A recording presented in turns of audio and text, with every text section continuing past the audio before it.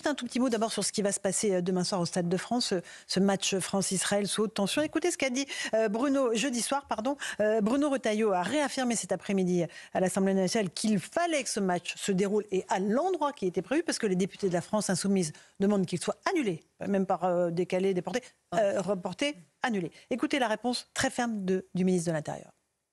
Nous avons tenu à ce que ce match se déroule là où il devait se dérouler, c'est-à-dire au Stade de France. Pas question, comme certains me l'ont demandé, d'annuler, pas question, comme certains me l'ont demandé, de délocaliser. Pas question que la France recule, que la France se soumette à tous les semeurs de haine. C'est mon pays, c'est notre pays, et nous en sommes fiers. Avons-nous déjà oublié les leçons des Jeux Olympiques, où pour chaque victoire, pour chaque athlète victorieux, les hymnes nationaux retentissaient et en même temps se conjuguaient avec ces valeurs universelles du sport. Voilà pour Bruno Retailleau. Rachel Kahn, quand on l'entend effectivement dire « Avez-vous oublié les leçons des JO ?» Il s'adresse évidemment à la France insoumise. Bien sûr, mais on est dans cette année olympique. Mais moi, de toute façon, au moment des JO, cette idéologie de l'extrême gauche est en totale contradiction avec l'esprit olympique. Mais là, on parle d'une rencontre sportive. Une rencontre sportive. On parle du Stade de France, dans la symbolique du Stade de France. En fait, c'est finalement, c'est tous nos principes des Lumières, finalement, qu'on va accueillir demain et qui sont harcelés par cette France insoumise qui veut finalement... Qui n'y a pas de rencontre. Ah oui, pas de rencontre. Ça, c'est de l'antisémitisme pur et simple, de toute façon. Louis Dragnel, rencontre sous haute sécurité, oui. Avec un Stade de France qui sera vraiment quasi fortifié, quoi.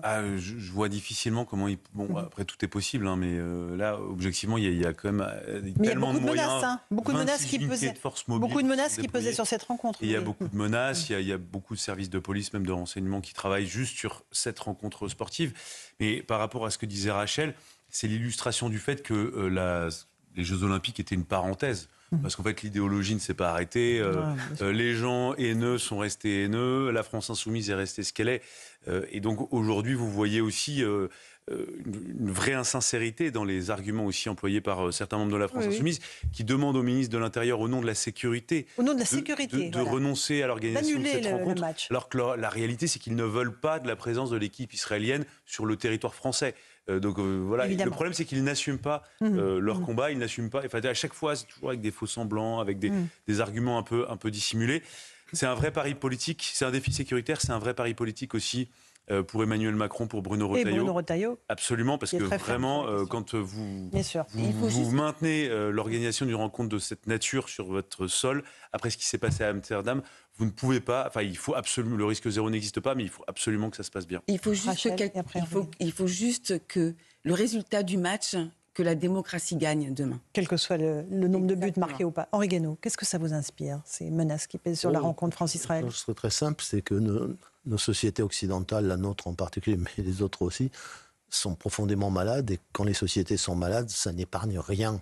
Ça n'épargne pas non plus le sport. Ça n'a jamais épargné le sport, ça n'a jamais épargné rien, ni l'école, ni aucun des secteurs d'activité, ni aucune des institutions de la société. Voilà, on est en face d'un malaise qui s'aggrave de jour en jour. Et trop de gens qui ont aujourd'hui des responsabilités, qu'elles soient politiques, culturelles, éducatives, etc.,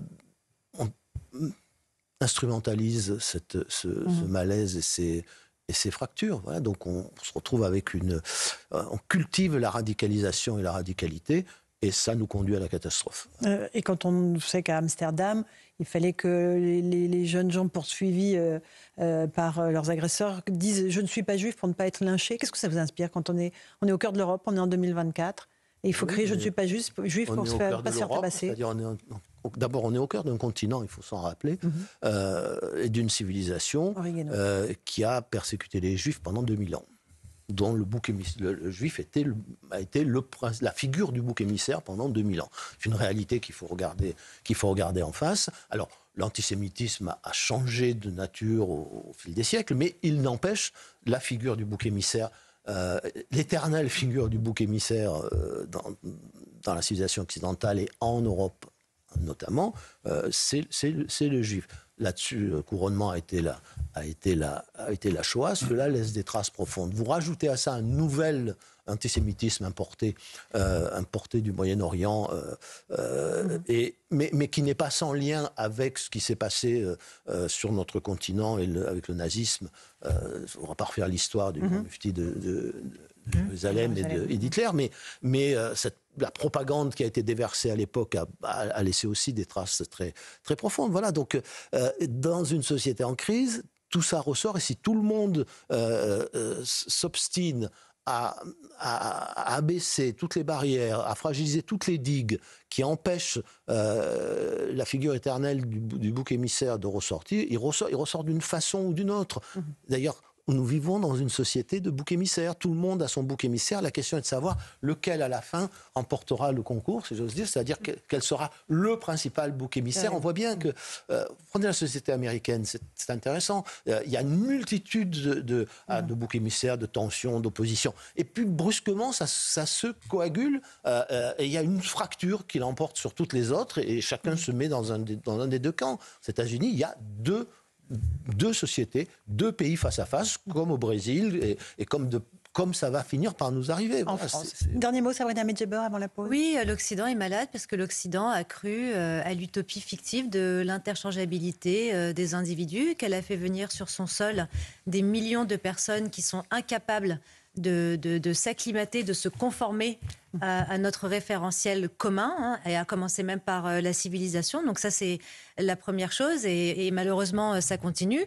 Le Premier ministre néerlandais l'a clairement indiqué, l'origine ethnique des assaillants, des barbares de cette chasse aux Juifs ont été clairement identifiés. Mais malheureusement, nous ne posons pas le bon diagnostic culturel sur une doctrine qui émane, encore une fois, d'une certaine partie, d'une communauté qui arrive en Europe avec son bagage culturel, avec son référentiel identitaire, dans l'incapacité de s'en conformer, et qui croit en nombre. Donc le problème, encore une fois, on en revient toujours au même postulat, c'est la gestion de l'immigration depuis 3 ou 4 générations. Et je précise, et je termine là-dessus, parce que demain, nous commémorons les attentats du Bataclan. Les attentats, 130 morts, au nom de cette idéologie dont la France insoumise... Terrasse aussi, Stade de France. Exactement. Dont la France insoumise se fait le turiféraire. Et nos sociétés sont tellement malades qu'elles ont réussi à faire élire une députée au Parlement européen qui parle de génération de six noirs sur le sol européen. Voilà. Le syndrome de Stockholm. Voilà. Dernier mot, Henri Guénaud. Une remarque quand même. C'est qu'avons-nous fait depuis plusieurs décennies en faveur de l'assimilation? Je dis bien l'assimilation. Ce mot, moi je me souviens d'un député disant dans les années 2007-2010, qui disait mais l'assimilation, mot de sinistre mémoire. Qu'avons-nous fait ? C'est un des principaux problèmes, c'est que nous n'avons rien fait. Il ne faut pas s'étonner que non seulement l'assimilation ne se soit pas faite, mais que même nous soyons entrés dans un processus de désassimilation. Voilà, parce qu'on n'a rien fait. Donc arrêtons avec l'intégration qui n'est pas réglée, qui est un problème pour moi matériel et social, économique et social, et passons à la question de l'assimilation. Notre pays s'est fait sur le modèle de l'assimilation depuis toujours, et pas seulement depuis la République. La République qui a donné une force et une vigueur nouvelle, mais nous avons abandonné cela au moment où les flux migratoires devenaient plus importants, et en plus de provenance d'un autre milieu culturel et civilisationnel, il en fallait encore plus, on en a fait beaucoup moins. Allez, Henri Guénaud, vous restez avec nous. Petite pause, on va parler de la défense de la France. Est-ce que nous sommes prêts ? Est-ce que notre armée est prête alors que nous sommes cernés par les guerres ?